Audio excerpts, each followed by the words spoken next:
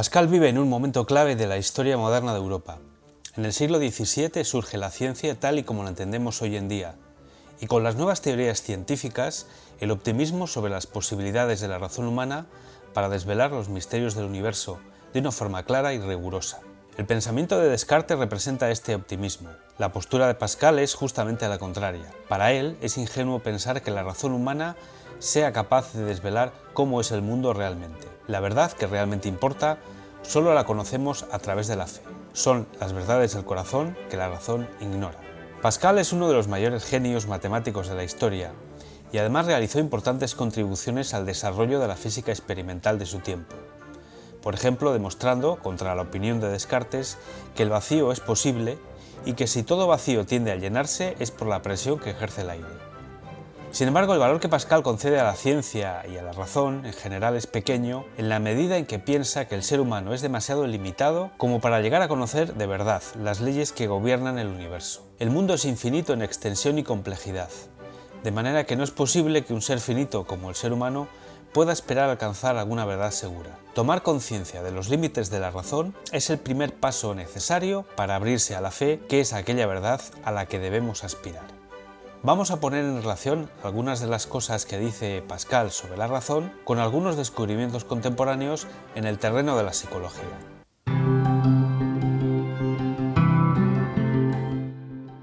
La razón humana no solo es limitada, sino que está sometida continuamente al error por la interferencia de nuestros sentidos y sentimientos. Esto se debe a que, según afirma Pascal, estamos compuestos de dos naturalezas opuestas, alma y cuerpo. El ser humano es un espíritu capaz de razonar, de pensar, y al mismo tiempo es un cuerpo que siente. Pero estas dos facultades no cooperan, sino que se interfieren. Pascal ofrece el siguiente ejemplo. El mayor filósofo del mundo, colocado sobre una plancha que sobresale más de lo debido, si tiene debajo de sí un precipicio, aunque su razón le convenza de su seguridad, prevalecerá su imaginación. Muchos serían incapaces hasta de soportar la idea sin palidecer y sudar. ¿Por qué ante un precipicio sentimos miedo aunque sepamos que no hay ningún peligro real? Da la impresión de que ante el peligro se activa un sistema emocional que es independiente de la evaluación racional. Los estudios sobre las bases neurológicas de las emociones, como el miedo, llevados a cabo por el neurocientífico Joseph Ledoux, le ha llevado a concluir que hay dos vías o caminos por los que circula un estímulo referente a un peligro o amenaza. Por un lado está la vía baja, en la que la información sensorial va del tálamo a la amígdala cerebral, generándose de forma directa una respuesta.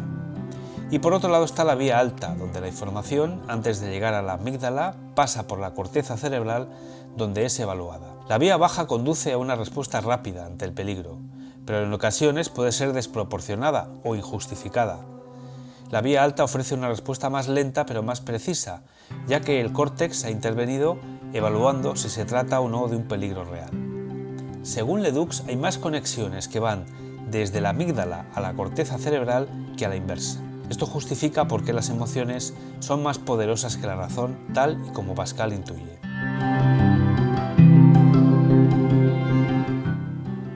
Según Pascal, nuestra imaginación está continuamente en guerra con nuestra razón. La razón nos incita a dudar, a darnos cuenta de que hay cosas que no sabemos o de las que no podemos estar seguros. Pero esto no es suficiente. Queremos tener certezas, seguridades. También queremos creer aquello que es más agradable o conveniente para nosotros. La imaginación llena los huecos que la razón deja vacíos.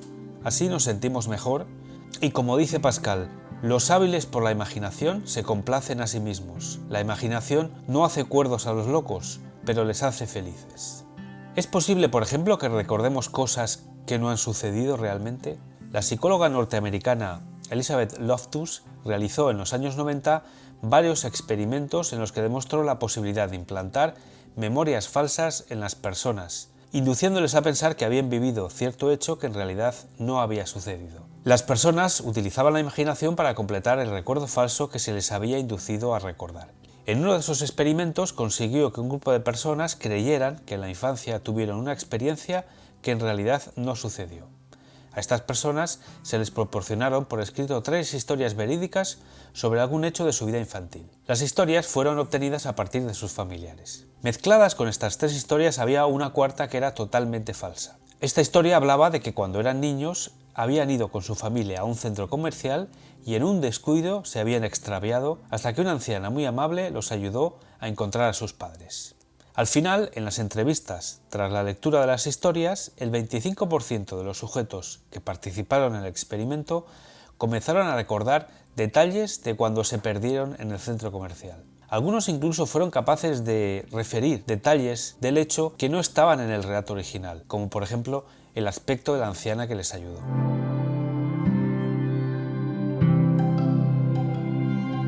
El espíritu de este soberano juez del mundo no es tan independiente que no esté expuesto a ser perturbado por la primera algazara que se produzca a su alrededor. No hace falta el ruido del cañón para imposibilitar sus pensamientos. Basta el ruido de una veleta o de una polea. No os asombréis si no discurre bien ahora. Una mosca zumba en sus oídos. Basta esto para hacerle incapaz de buen consejo. Si queréis que pueda encontrar la verdad, expulsar a ese animal que mantiene en jaque a su razón y obnubila esa poderosa inteligencia que gobierna las ciudades y los reinos. Razonar de forma precisa implica esfuerzo y atención. Pero es tan fácil distraerse. Mantener la atención consume mucha energía.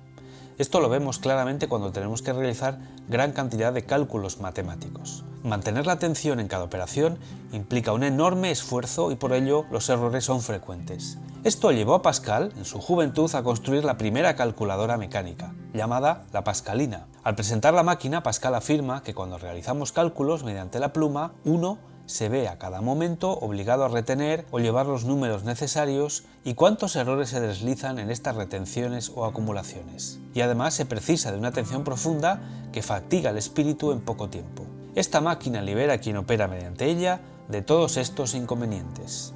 El estudio de la atención en la moderna psicología ha demostrado experimentalmente que la atención es un recurso escaso y cómo nuestro cerebro se las arregla para economizar la energía de la forma más eficiente en función de la tarea. Estos estudios llevaron al psicólogo israelí Daniel Kahneman a proponer una teoría basada en dos sistemas. El sistema 1, que realiza operaciones de forma rápida y que consume poca energía. Son actividades que realizamos de una forma prácticamente automática. Por ejemplo, cuando se responde a la pregunta de ¿cuánto es 2 más 2? O cuando conducimos por una carretera vacía. Por otro lado está el sistema 2, que se ocupa de tareas complejas que requieren precisión y exactitud y que por lo tanto consume más energía y esfuerzo, como por ejemplo realizar esta operación o aparcar en un lugar muy estrecho. Para la mayoría de las actividades de la vida cotidiana utilizamos el sistema 1, que ahorra energía y esfuerzo, y solo cuando la complejidad de la tarea lo requiere pasamos al sistema 2. Sin embargo, la eficiencia energética del sistema 1 se basa en el uso de atajos, llamados heurísticos, que funcionan aceptablemente bien en muchas tareas, pero que también nos inducen al error con mucha frecuencia. En su famoso libro Pensar rápido, pensar despacio, Kahneman pasa revista a una gran variedad de estudios experimentales en esta materia. Podemos ver con claridad que la calculadora de Pascal, la pascalina, tiene como propósito resolver tareas propias del sistema 2, sumas y restas de 5 dígitos, con operaciones propias del sistema 1, mover las ruletas de posición. De esta manera nos libramos del enorme esfuerzo de atención que implican estos cálculos y evitamos errores fatales.